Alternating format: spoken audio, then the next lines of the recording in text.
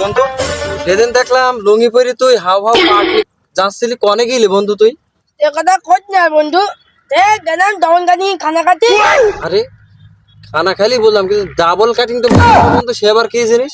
আয়াতে হুত পাইপ লাগা কথা মানে ধুম বাল কিছু বলতে না। ও আচ্ছা বুঝলাম বন্ধু।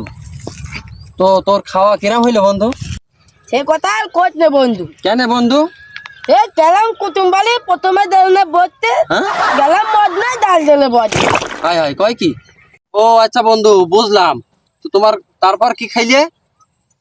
পন্টিন মাংস, আলুর দম, বললাম মুরগির ডিম আর পাতলা ডাল।